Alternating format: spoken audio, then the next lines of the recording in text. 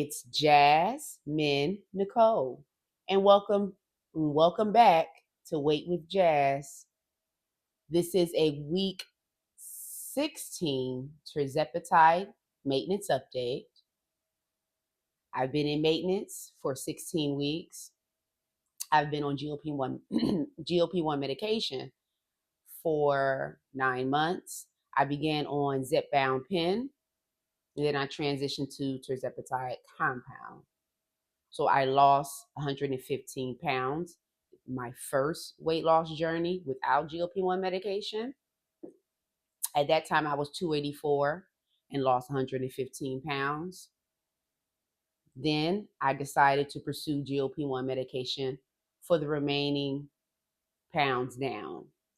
And I started with Zepbound, transitioned to Tirzepatide compound in lieu of the insurance hurdles, and that's where I remain as of now. But I will be going back to Zepbound vial or Zepbound pen at a point once I titrate up to 5 milligram.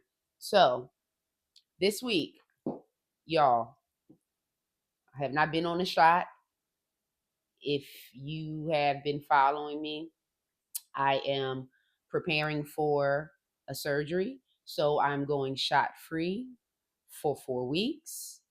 And I believe this is week 2 of being without the Tirzepatide shot, as well as without the Lipo B shot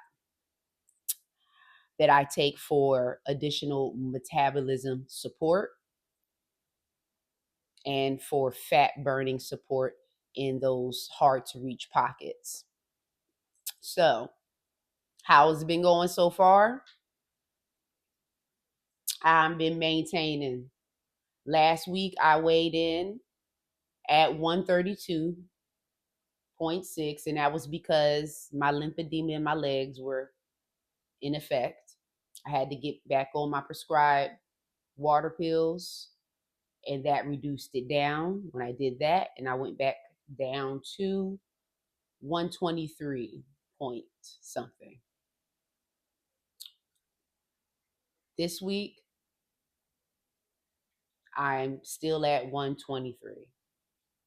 So I'm not tripping too much. It's just a little bit below my weight range, but definitely will fill in with the way I've been eating. Okay, so let's talk about that. I have been embracing my healthy foods. I've been eating.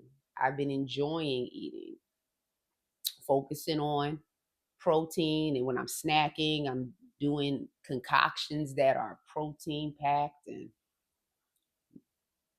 carb, but still minimal carb, but kicking in my complex carbs because I need that. It fuels my workouts. In addition, it's a filler too. Like, because I'm working out, strength training and cardio, all that working to lean out and tone out all parts of the body, complex carbs serve as an excellent filler and as well as an energy source. So I'm not going to eliminate complex carbs. I actually enjoy them. And I've just been enjoying feeling normal. I'm telling you this now. I feel like my appetite has increased.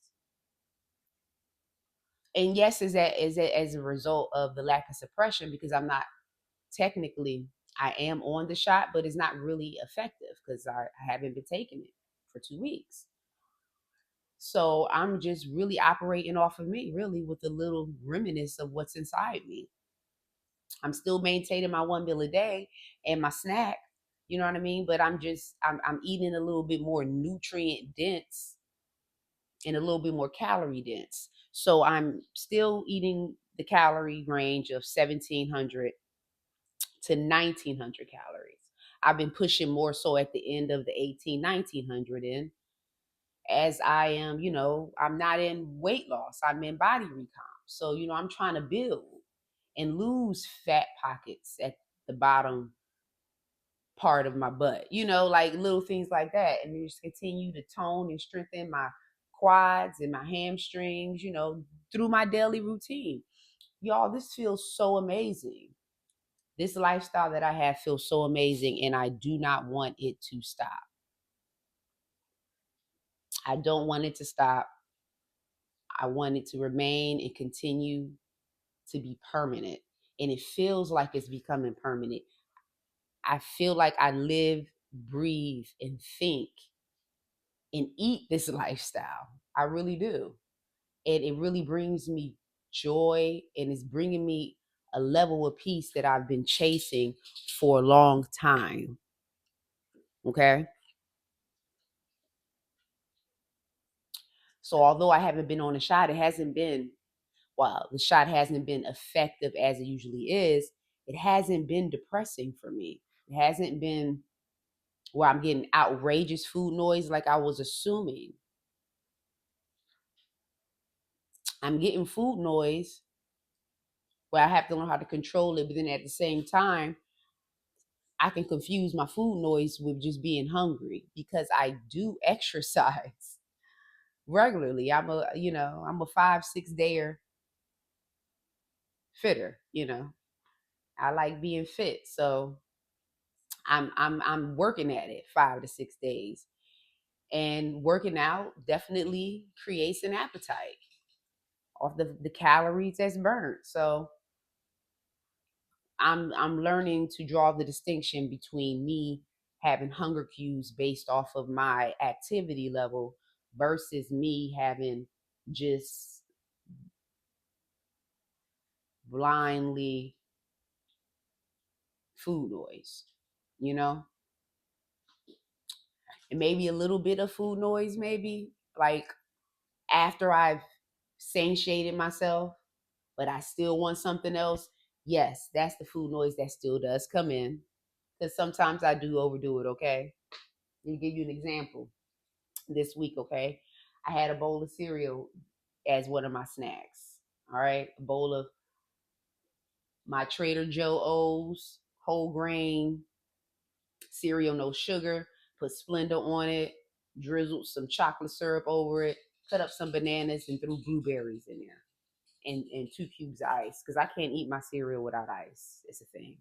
I like cold milk. So, and I use 1% milk. Had that. Boom. Was cool. No, I wasn't. Food noise, nagging, and then maybe a little bit of appetite stuck in there too, but I doubt it. It was a sweet fixings. Then I had a sugar-free crunch Klondike bar.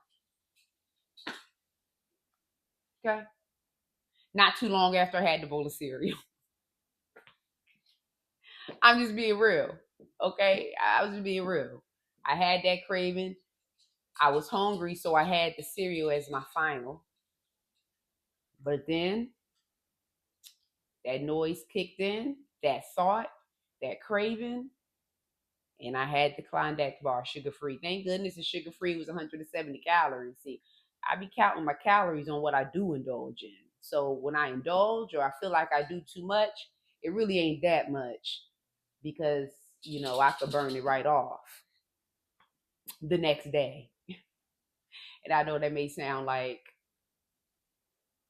something that's non-sustainable to people, but actually really is sustainable. Like if you want to live your life, get it in how you want to, but you still want to sustain your physical fitness, your health, you know what I'm saying? You still want to sustain your appearance.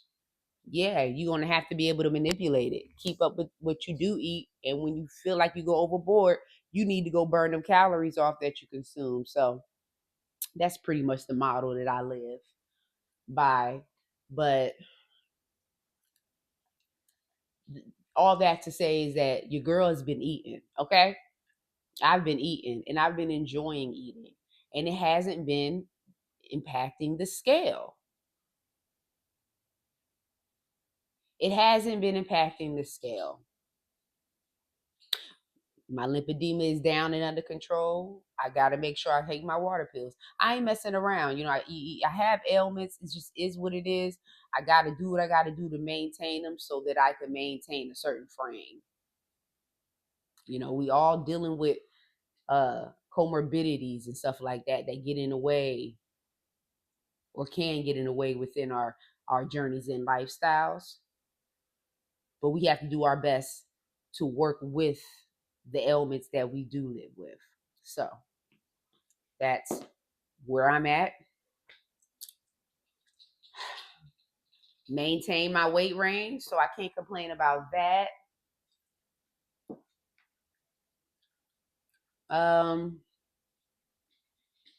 No further update on that, but I do know also this is like a little update of the OFA versus the FDA situation. I did do a live. Check that live out if you get a chance. But I'm just going to go ahead and hit it with a couple deets right now. So we are still on the standby. I believe it was October 11th. The judge issued an order for a voluntary stay. This was in a posture of a remand for parties, the FDA, to come up with some more information, pretty much for further investigation to support the claim of the shortage being over and the brand name Tirzepatide products, Manjaro and Zepbound, being available and accessible, because it's still back and forth on that because people are still not receiving their medications. Although more distribution chains have been created through Lilly, Zepbound vials has been created and distributed. Um, People still aren't able to receive their actual pens through, probably other factors. So here's where we are now. That was in October. We were supposed to have a November hearing. One did occur, and that hearing was a continuance for further investigation. So now we're looking towards the direction of December, and what can happen is it could be another continuance, or whatever information or evidence that's provided will be conclusive enough for the decision to be made. And decision can be made that Tirzepatide is no longer in shortage. One, that could be a decision. Two, it could be Tirzepatide being placed back on the shortage list.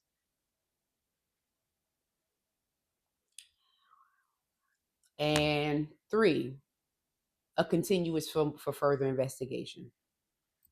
So then another hearing. And throughout the trajectory of these hearings, that pauses any discontinuation of Tirzepatide compound. So that means that the production of Tirzepatide compound continues through compound providers who decide to still provide it. Because I have learned that, since the series of cease and desist letters going way back, the scares and all that, a lot of compound providers have pretty much washed their hands of Tirzepatide compound, allegedly as a result of the scare tactics and claims and all of that coming from Lilly, or legal action attempts coming from Lilly. So, but there are some who still provide it. My provider, Amble, still provides Tirzepatide compound at this time, as well as Samorline. It's another peptide, and more things are being introduced into the palette, as compound pharmacists try to figure out ways to go around this if it is deemed that Tirzepatide is officially in shortage, and then that will mean that will be the discontinuation of 503B production. And with the 504A, 50, yeah, I said that right. I think 503A, y'all. They will be under like really strict guidelines of production, like for believe medical necessity, or the compound itself cannot directly mimic Lilly's product. So it can't be like or almost like. And that's interesting legal language that came directly from legal writing from Lilly. It cannot be like or almost like, identical or almost like. So it's going to be, even with the manipulation of the dosing numbers, some providers are going to probably try to offset the numbers, make like a 7.5, a 7, or 6.9 dose, you know what I mean? A 2.5 milligram, they may make it a 2.8, or a 3 or something like that. And as far as the formulation, it may cut it with B12 or some other vitamin, or cut it with some other type of ingredient, approved ingredient, like peptide related. We don't know. It's a lot of things on the table here, as alternative options to try to sustain this compound for the patients. Okay, so we shall see what happens. But that is the update so far. Um, Stockpile if you can. If you're not able to stockpile, that's fine. Hopefully there won't be a need to, because you'll be able to continue to get your medication for as long as this legal saga continues. Okay. And then hopefully the ending verdict is putting Tirzepatide back on the shortage list. Won't that be something? Putting Tirzepatide back on the shortage list after all of this, after all the anxiety that has been created. Y'all, it's making me a little heated. Okay. It's making me a little warm. So that's pretty much it. I look forward to getting past all of that, because I just want to get my medication in accordance and without all this rah rah. Okay, because it's getting annoying. I still plan on titrating up to 5 milligram. I'm dosing myself as much of a 5 milligram I can get to once my procedure is over, because I still have leftover Tirzepatide sitting. My BUD date is February, so I have enough time to make sure I consume this medication. And then I'm going to follow up actually with a higher dose, just to dose myself to 5 milligrams. So I'm going to start off with a 10 milligram, dose myself 5. And it may be bi-weekly. I might be doing bi-weekly. I'm entertaining that, and then continuing my Lipo B, and I may change the dose on that to 100 units, which is already is, but 100 units bi-weekly. So I may just change the dosing schedule for both shots to be bi-weekly, as I'm seeing that I'm still maintaining off of the shot, but I still want the benefits of both shots: the appetite suppression, the metabolizing stabilization, and the minimal fat burning in certain areas. So, and the mood stabilizing, like Lipo B does a number of things. I anyway. So that's pretty much the gist of this update. Was a good week. Week 16 kept everything in line, but still got a little out of line. Okay, because I was snacking. Women be snacking. So, women be snacking. Yo, I really got it in, but I'm not even mad about it, because this is life, and I'm in maintenance, and I'm at a stage where mentally I want to enjoy myself, y'all. I don't know where y'all at mentally, but like as I'm going through this and I'm getting to the end phases and learning how to really incorporate enjoying myself and not being in a constant mental state of restriction, I'm feeling all of this vibe. I'm feeling all of it. I'm feeling good that I get up and work out. And I'm happy to eat because I know it's not working against me. It's working with me. You feel me? I don't want to constantly be in that stringent, restrictive mindset. I know I got to constantly be calorie cognizant just to an extent, but I'm more loose now. I want to be more loosely lenient, and just indulge in those good complex foods I'm supposed to have. That I'm creating all types of stuff, different ways to consume and indulge in and be satisfied and not feel like I'm deprived in any way and be okay to feel full. Okay. So I will see you in the next video. Be real.